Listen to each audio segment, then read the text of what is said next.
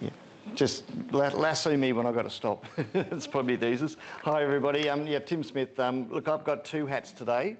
I've been working in the state government in Heritage for 35 years, I think. But I'm the Director of Assessments at Heritage New South Wales, which is in Department of Climate Change, Energy, Environment and Water. So one of our roles there is looking after all the state significant heritage in New South Wales. But also one of the interesting parts of my day job is also looking after the regulation of Aboriginal heritage and archaeology sites and deposits across New South Wales, and also all of our underwater heritage sites. So I do the maritime bit in the day job, but also in the volunteer job. So look, we haven't got a lot of time today. I really just wanted to give a bit of a snapshot, a bit of colour, I guess, to what Jim was laying the groundwork for in terms of the political environment and the build-up of military powers and expertise and capacity, and to go straight from there to the Rex, but particularly to the people, because in all the work we do in Heritage, and whether it's officially or as volunteers, and I've been volunteering in this space for more than the time I've been in the day job, it's always for me around putting the names and the faces back to these to the archaeology sites, particularly that we deal with, and those underwater are especially unique because of the events that, as Jim mentioned, when a craft like the AE1 went down with all hands, 35 souls. They left the history books, and for all of those families it was always that missing question: where did they go down, how did they go down, how did they die in combat, where are they, and in what environment are they setting? And when the shipwrecks are found from these eras, whatever age of shipwrecks, we suddenly have a place on the ocean or the harbour where there is let's probably take a while to load. Just hang on. Yeah, there we go. To be a marker, so they suddenly become grave sites in the offshore waters. So, thanks there, Jim. Forward back. Oh, that one, good one. Thank you. Very important that when we're dealing with any of these sites or searching for them, we do it respectfully, and with honour and remembrance to the souls that were lost, and also for those that were left behind, but also particularly for the families. And the work we do in Heritage New South Wales now, we're doing a lot of work on the New South Wales coast for wartime casualties from Japanese submarine offensives, and we've just commissioned a big study which has confirmed just in New South Wales waters 23 ships were sunk and 10 damaged by Japanese submarine operations in World War II. Over 260 crew were killed in those incidents just in our waterways. And those sites are progressively being found. So if we get time at the end, I might just launch into that, but I know the focus is the first AIF, and the Friends and Families focus is as well.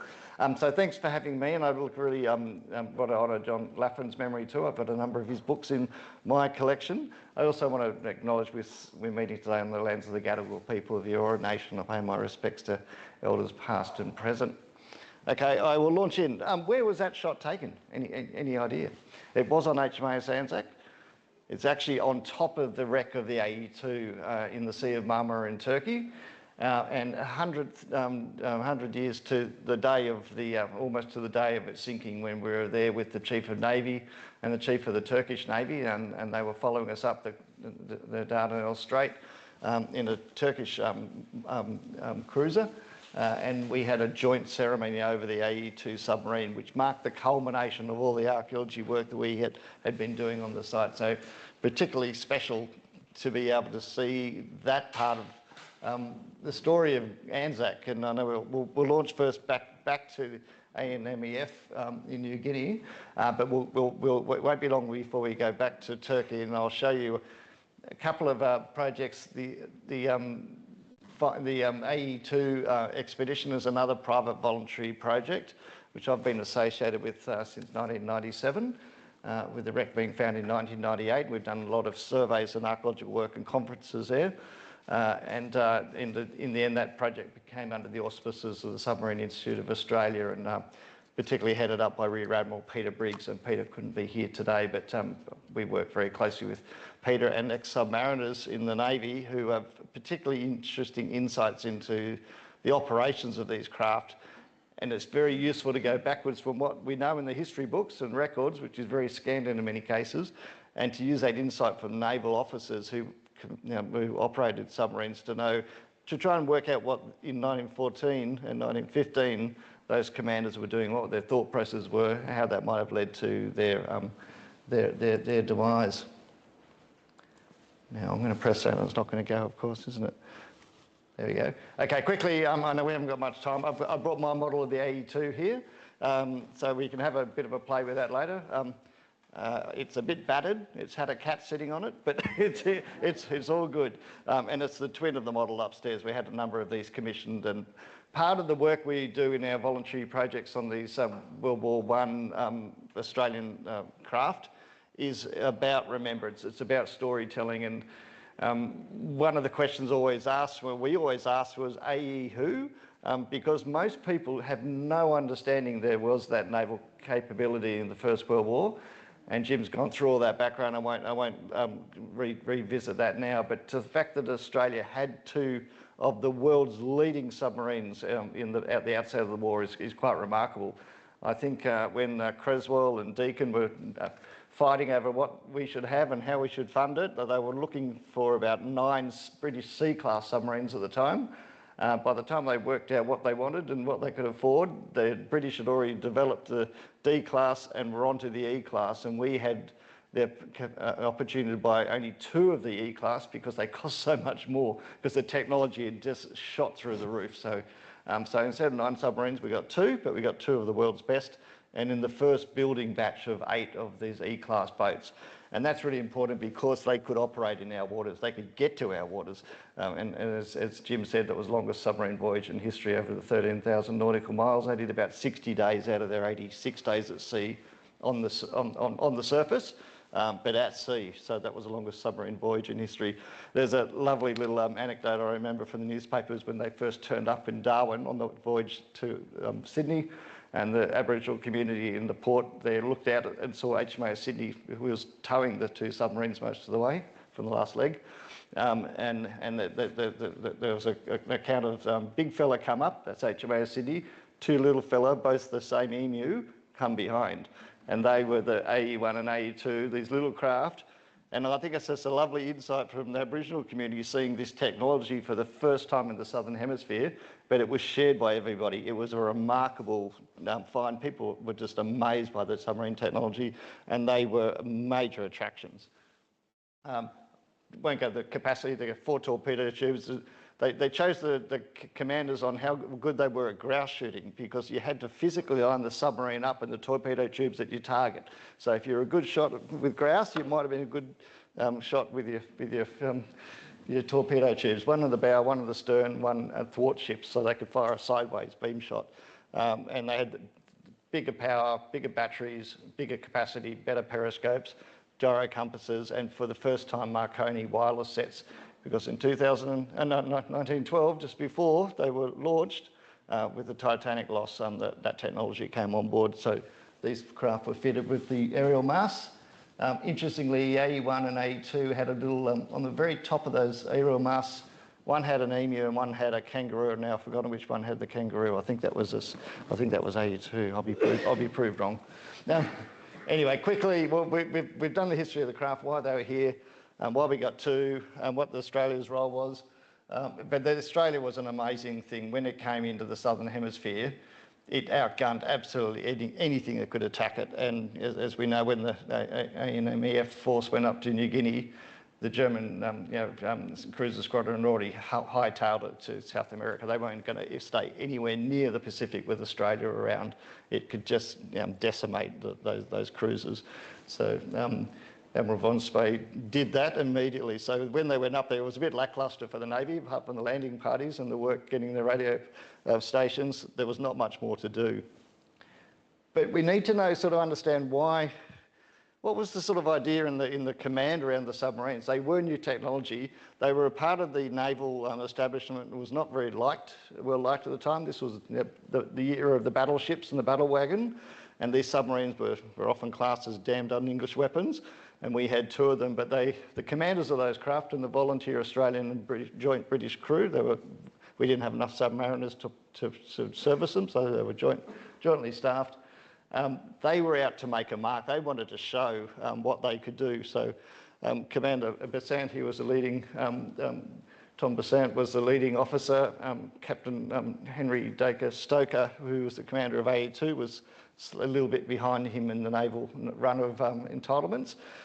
So he had AE2 and Besant was given AE1.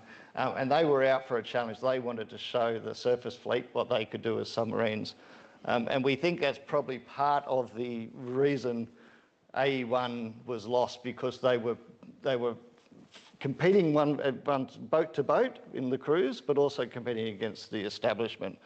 And when AE2 went out on a patrol the day before on the surface, they were not diving at this stage. It's one of the issues around why these submarines were lost, because they came out from England, they went straight into refit at Fitzroy Dock on Cockatoo Island. War was declared, and then they were off again. So they'd come all the way across the world, and then they were going back up to the Pacific.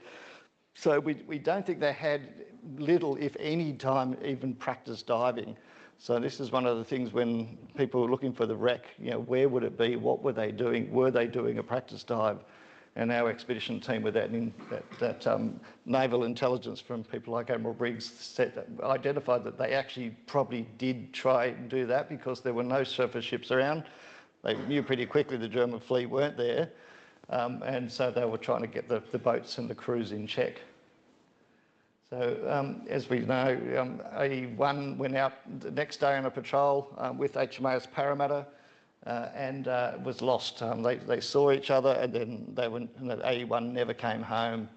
And I guess just to that issue around and off the Duke of York Island, so they're operating out of Rabaul, did a loop around, and were coming back by nightfall. Admiral Patey actually directly told the AE1 to get back by nightfall, because they knew they had a defective clutch on their port engine.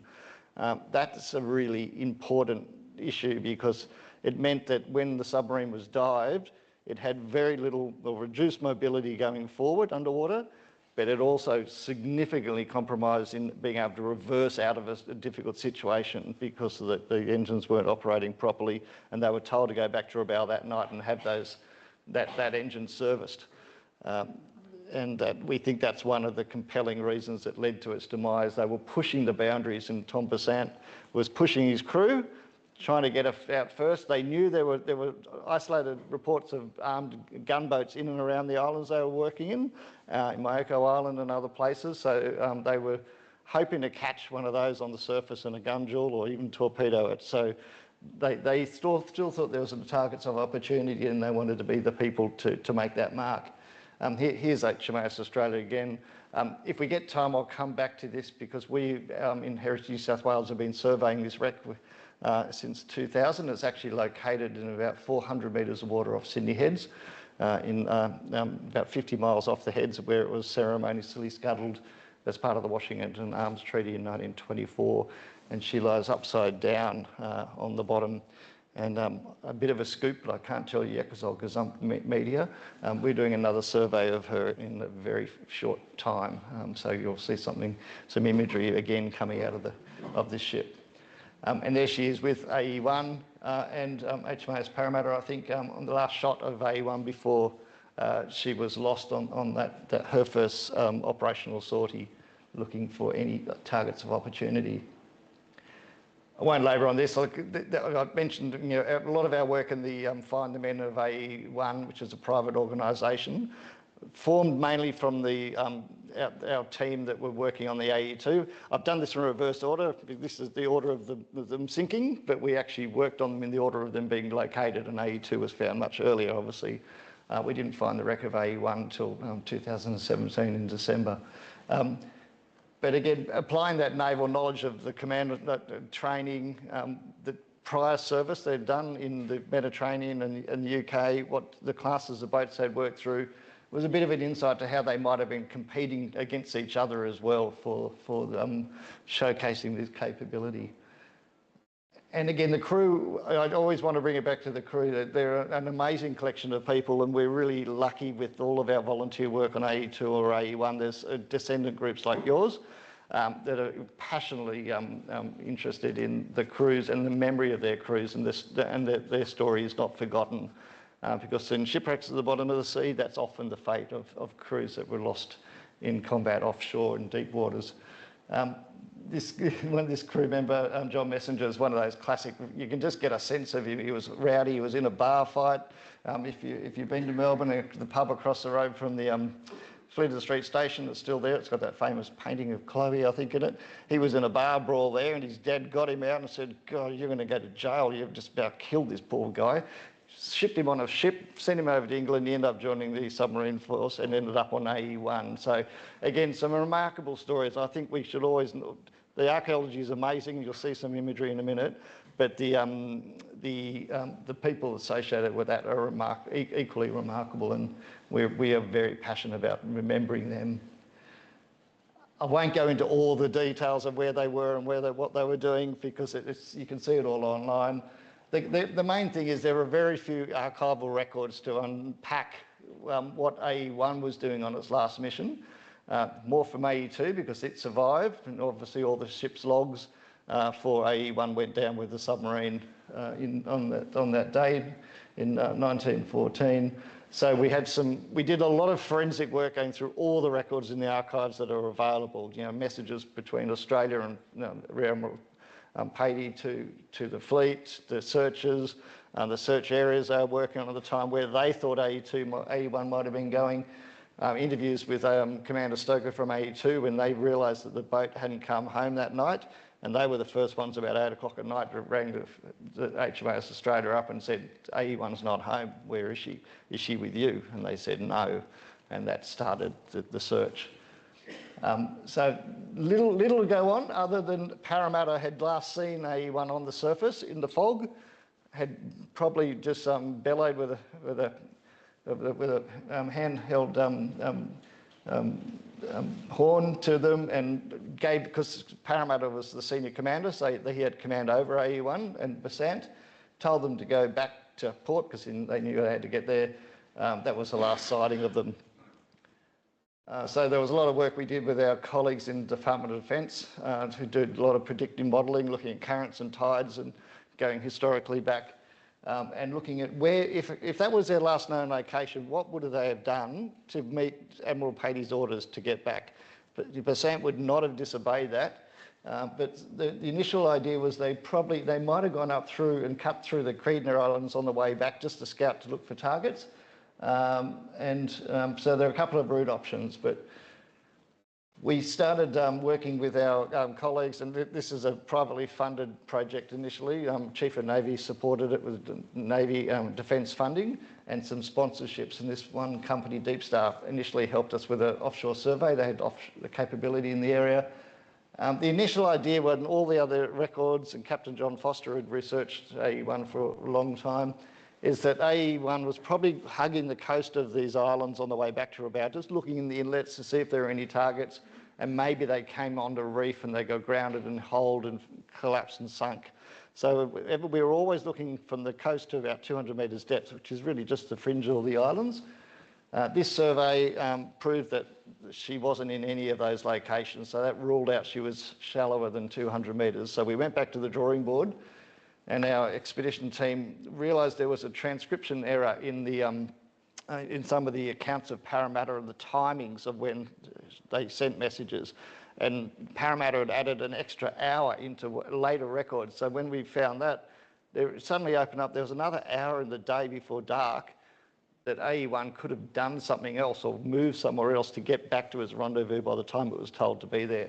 So that really opened up a whole new inquiry, and it suggested she was in deeper water. We were lucky with Fugro had a big offshore ship surveying around the area, and we managed to get a survey with Fugro with their incredibly unique autonomous vehicles in 2017, and they did that bit. They did the next bit. We had areas of likelihood. The box A was the primary target based on all the records and all the overlap of records where things sort of coalesced and made sense, and was the primary search area. And then there were those other options, if she went that way or around the corner. With that ship and that technology and incredible research from the volunteer team, really impeccable research, and using all of the sophisticated data science, and current swells, all that modelling, and the modelling of the intent of the officers and crew and their capability. We managed with this ship, Fugro Equator, that was on station, to deploy their underwater autonomous vehicle, which is sort of like a sonar that goes down like a submarine on its own and does a target area. Within 2 hours of the first search, she was found. It was absolutely remarkable. But again, it goes to the quality. It was a bit of luck, the right technology, but again, the research really underpinned it and narrowed down the search opportunities. It wasn't known until they pulled her up and went through the data, but the target was there. And that was really a culmination of years and decades of searching. I think there had been 12 formal searches. The Western Australian Maritime Museum had been involved. There were a number of other, John Foster, a private Navy captain, had done his own searches. There were a whole lot of opportunities to look for AE1, but until they got the right technology in the right place, and there she was suddenly found all those years later, in the end of December 2017. And finally, the mystery was solved. And how do we know it was AE1? They're pretty easy to tell, those E-boats. So they've got a couple of diagnostic features, and the wreck had all of them. And she was intact, although they'd imploded on the sink. A sinking episode had taken over her and the crew. And when we found the wreck, we looked immediately to the state of the wreck, and it was very clear there'd been a flooding and sinking issue. And then in the water column, these E-boats were only rated to 60 metres. They thought that was about the deepest they could dive safely. We found her, I can't tell you the depth because it's classified, because we need to protect the remains. There's a lot of illegal salvage of World War II wrecks, particularly around the Pacific at the moment. It's a very big issue. So we're very guarded, and the Australian government's very guarded about where the wreck lies. She was in over 300 metres of water, so you can see well beyond her crush depth. With all that expedition support, we then had new business partners. The Silent Well Foundation joined us, the National Maritime Museum, Navy still had a keen interest. Tell me, Jim, when I've got a... Where's Jim gone? Over there. Tell me when I... Yeah, keep going? Okay. I can talk all day on these things, but I won't do that to you. I know you've had a long day with AGMs. So the next thing was we had the absolute luck of having Paul Allen, one of the Microsoft founders, vessel Petrel. They gave us to us gratis. That had all the technology for deep wreck imagery, and they set down their remote operated vehicles and got real-time imagery close up to the wreck, and it was absolutely stunning. I can't put it all in here, there's too much, and the video was going to play up, so I've taken that out. But that's the aft torpedo tube. So as archaeologists, what we were trying to do is trying to then work backwards from the wreck and the evidence on the wreck to see if it equated to what the historic record was showing, but also were there any insights to why she was lost. And through our detailed work, you can see all our expedition reports online. It seemed like the Besant probably did use that extra hour that they had to do a test dive on the way back to Rabaul Harbour as a bit of a shakedown for the crew and a shakedown for the vessel. As I said, they didn't have much operational time. They came all the way from England on the surface. Then they were in Australia and they only had a few limited test dives in the harbour. So he was probably trying to test the capabilities. And something went terribly, terribly wrong. There doesn't seem to be any combatants in the area. Interesting, both the stern torpedo tube door is open and the bow powered tube door is half open. So it looked like they were probably doing a torpedo firing drill at the same time. Perhaps they'd gone down to periscope depth and they were opening the doors and doing a mock run on the target, whatever they might be thinking, and something befell them. And we've got a fairly good indication of what that is, and it seems that there may have been an accidental human error component to it. You can see the fin, the conning tower of the submarine, fairly lightweight, phosphor bronze though, the whole section, is sunk into the implosion of the wreck. So the wreck tells us a couple of things. The back end of the submarine is completely intact in form. So that suggests it was actually already flooded by the time it got to crush depth. The front part of the submarine is completely pancaked, which suggests it was still airtight, and when it got beyond its crush depth, it just exploded and flattened. And then when we looked at all the valves and air intakes in the conning tower structure, some of the valves in those tubes were partly opened. So it looked like they were halfway through a drill of closing the vents, the air vents into the submarine, and either crew mistake, ran out of time, something happened, they couldn't finish that task. That would have led water straight through the conning tower, but through the piping into the engine room. And that sort of is suggestive with the back of the submarine being intact, that the submarine probably started sinking. They were probably trying to recover in panic as they descended in the water column. They didn't shut these off. The water kept pouring in. The deeper they went, the faster, the bigger the intake of water. And at some stage, the craft imploded and they would have been all killed almost instantly. So all 35 crew. They never found any bodies on the surface. There was a bit of oil discovery, but that's not to say anything. It's just sort of a theory. It's defendable in terms of the archaeological evidence. There might have been other things that happened at the same time. Often in these instances, it's not one failure, it's one or two or three things that triggered a catastrophic series of events that were unrecoverable. But almost certainly because of that defective port engine, if Vasant had known they were sinking, and he would have had very limited opportunities here, and if the engine room was flooding, water pouring in, you can imagine through all the vents in the roof, they would have had very limited power or opportunity to reverse out of that situation or drive ahead to get up with the planes, and obviously it just befell them. And we know they didn't get out because that's the main hatch on the conning tower, the only real crew hatch, and it's still in the lockdown position. So again, it's testimony to their final minutes. Very tragic story. And that's some of the imagery of all the stitched up video imagery. You can see the after the submarine's intact largely, but the front is completely torn apart like a can. And if you see the imagery of the Titan submersible on the Titanic, multiply that with a craft 55 metres long and 35 crew, not to 6 passengers on that vessel. And again, we're always when we're looking at the wreck, we're looking at the people associated with that, so their story isn't lost in that association. Jim, I know we're sort of, I'll keep going. I'll just race through a few more because I do want to show you AE2. You may take at least 25 minutes. Okay, sorry, I haven't got my end time right, so that's good. We'll get there. Let's go to Turkey. So look, that's AE1. It was a fantastic experience to be on that expedition. And again, a lot of volunteer hours by many people and many groups over decades.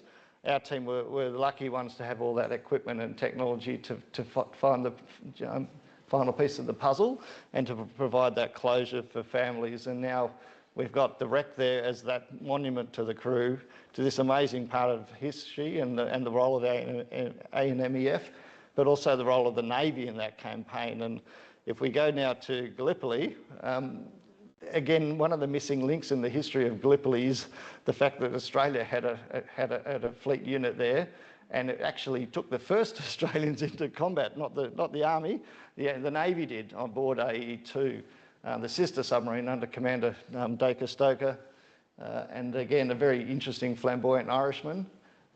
One of the interesting things about him is his whole life, his naval career, is just a fascinating read. He ended up being on the Navy, on the headquarters of the invasion planning for the Normandy invasion. So he got right up and into that. He got captured, and when the submarine was captured, he got, with the whole crew, put into Ottoman prisoner of war camps. Famously escaped twice himself, once dressed up in women's peasants' clothing, and dashed over the hills for 2 weeks until they were so starving and so thirsty they had to give themselves up. He went back in the clink again into solitary confinement, then escaped again. So just a remarkable people and remarkable stories.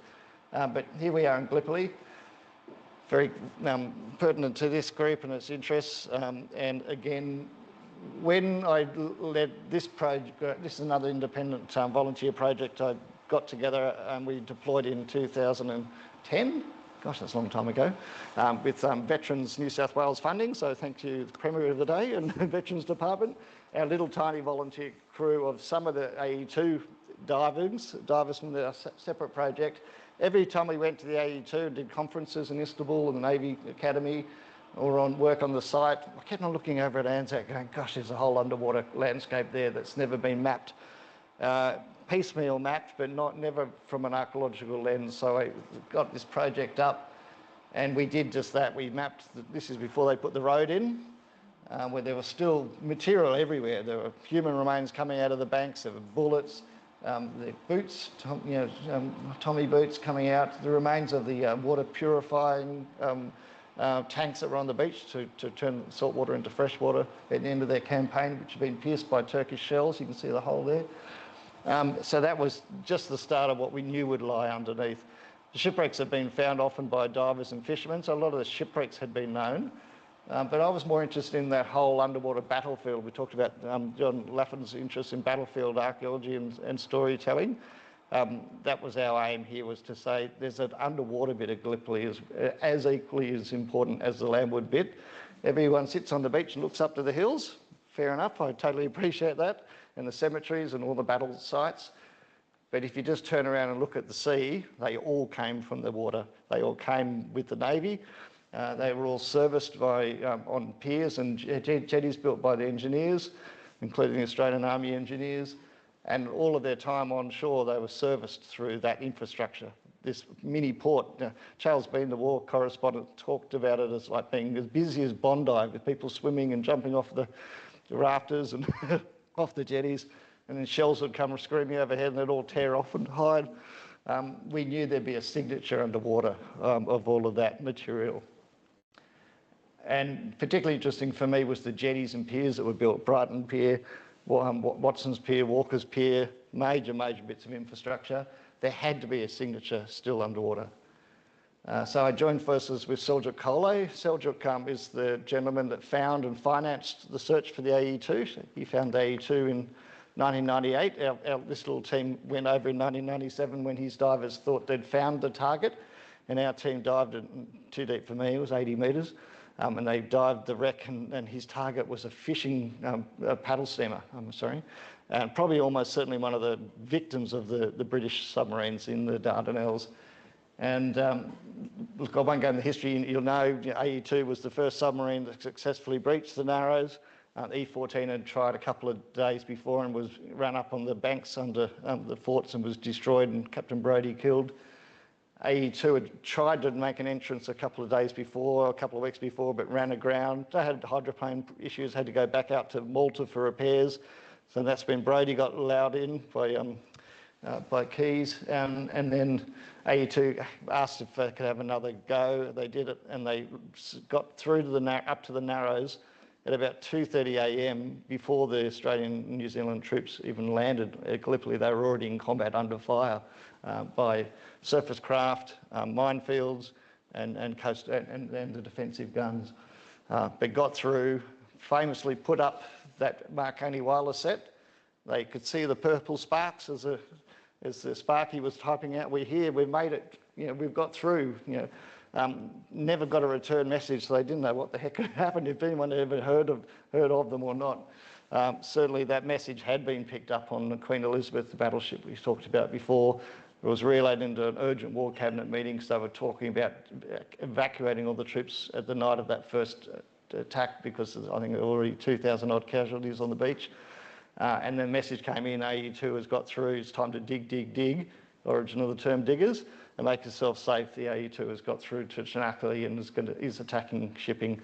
And that was absolutely Admiral Key's direction to Stoker and the crew of the Australian crew. They didn't particularly want them to sink capital ships. If they went past one, they should have a shot, and they went past the battleship Barbarossa, fired a torpedo at it, missed in the Straits. But then they just went around the surface. I think Stoker had made a great big British white ensign, huge one, and they put it up on the conning tower, this ridiculous sized flag, just to tell everyone we're here, watch out. And just because of that, the Barbarossa, which was shelling, starting to put range onto Anzac Cove itself, had to up anchor and move off up to Constantinople. So it had a dramatic impact to the whole campaign. I jumped in the water at Anzac and I tripped over a shipwreck, which we know is a waterlighter from the early photographs, and then I tripped over the remains of Watson's Pier. The piles are still there, built by the Army engineers. Their museum is down in Melbourne, and there's some of the piles from Watson's Pier. And then the last time we went back there, the sand had come over and buried it all, so I couldn't see any of it.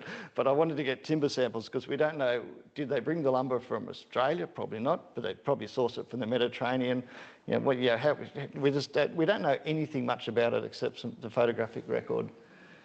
But again, just to really emphasise, what we were trying to do is sort of redress the story of Gallipoli and Suvla by just bringing the water landscape into the battlefield landscape ashore, because it is completely one and the same.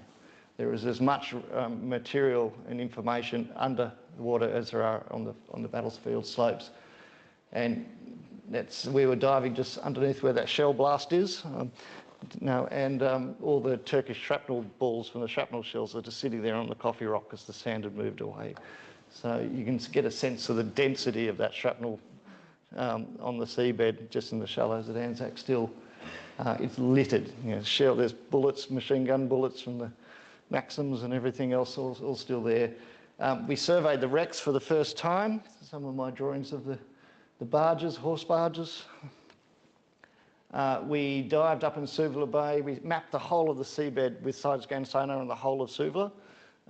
This wreck was known by Turkish divers as the water wreck, because they saw the steam condensers and thought they might have been water purification plants. And I looked at them, I said, there's one there. There are 6 boilers in an array. That's a torpedo boat and a destroyer. And lo and behold, it was a wreck of HMS Lewis that had been ran aground and shelled by the Turks and then abandoned. So we actually managed to rename that ship HMS Lewis and got in touch with people in the UK that were descendants of that crew. And then the piece de resistance, we found new wrecks right off Anzac. This is one of the barges. They call them the Egyptian barges. There's one known underwater down at Cape Helles, another one just off North Beach at Anzac, and we found this one straight off the beach, 1.3 nautical miles off from Anzac Cove. And it's a lovely, pretty wreck, about 50 metres of water, but it's really amazing when you say it's maybe that one with all the stretcher cases going out to the hospital ships that are outside of gunnery range offshore. So again, when you connect these sites to the stories and the history and the people, and this is maybe around the Lone Pine or battles of the Neck, where they had mass casualties and they were taking them off the ships on all these available watercraft, including these barges. Here's one that had never been documented or identified before, and we had the privilege of finding that. And we'll race to the AE2, and I'm probably getting a bit close there, but we'll see how we go. We've heard a lot about AE2 already. As I said, it was the missing Anzac. We actually styled our expedition on AE2, the silent Anzac, because it was silent both because people didn't even know about its story, and silent because of its capability. And a number of people have been looking at it for years. Seljuk Kolay, who was a museum curator at the time, director, financed it with Rami Kosh, an industrialist in Istanbul. Had a research ship that they'd set up. We were invited to go and look at his targets, as I said. He wanted to save, he spent so much time looking for it. As soon as we proved his first target was not AE2, he was absolutely desperate to find it, and within a year he did find AE2. The Turkish divers dived it in 72 metres of water. Asked our team to come back over. We got support for the Australian government and Channel 7, I think at the time, to go over and document it and confirm that the target they had found was AE2. This is many, many years before AE1 was found. Our expedition did that. I wrote up the first archaeology report and conservation management plan, which set in train all the things that needed to be done to protect that wreck and to do further survey and analysis, which then led to a whole lot of other expeditions under the auspices, as I said, of the Submarine Institute of Australia that took over with Admiral Briggs as the head, and then morphed into these individual expedition incorporated entities. So again, run amok, that's its big flag it was running around with. Went up the Dardanelles, ran aground twice like E15, and right under the guns of the forts. They were so close that they couldn't depress the guns enough to hit the AE2. It's the only thing that saved it. They backed off the engines, piled up on the other side, on the European side, straight under a gun again. Captain Stoker was like flinching through the periscopes because the flashes were... they managed to get off into deep water, into the channel, get out of into the Sea of Marmara and make that famous telegraph announcement. Captain Brody, Boyle, from E14 followed AE2 up. It was the next British submarine up. He was senior to Stoker. He'd ordered him to come and rendezvous on the 30th of April. They lasted a few days in their rampaging round. And then AE2 went back that morning on the 30th to rendezvous with E14. Didn't see it, but found a Turkish torpedo boat destroyer, the Sultan Hisar, charging down at them, firing at them. They tried to crash dive, and we think they hit a halocline, a different salinity level there. Fresh water comes out of the Black Sea down through Istanbul, and the salt water comes up through Çanakkale and rides over, and the submarines had a heck of a lot of trouble when they hit that interface of density, and probably bounced off because of reports from all the diaries we analysed said that. Shot out of the surface, tail first, and crash dived again. They shot back out. It's not a thing to do in front of a torpedo boat hunting you. Completely out of control they were, almost vertically up, and then they fired three shells into the engine room, boom, boom, boom, and it was fatally holed, and they knew they were done for. They levelled the submarine off or jumped out. Stoker, the last one, with his briefcase and some Turkish lira, got picked up, and they were spent the rest of the captivity in, as I said, Turkish prison of war camps. Unfortunately, 4 of the crew died of malaria and cholera and never came back. They're buried in the Baghdad War Cemetery because that was all part of the Ottoman Empire at the time. But AE2's other crew did finally make it home, either back to the UK or back to Australia, and the wreck lies there today. We did a number of surveys over the years. 2010, 2014 was the big one.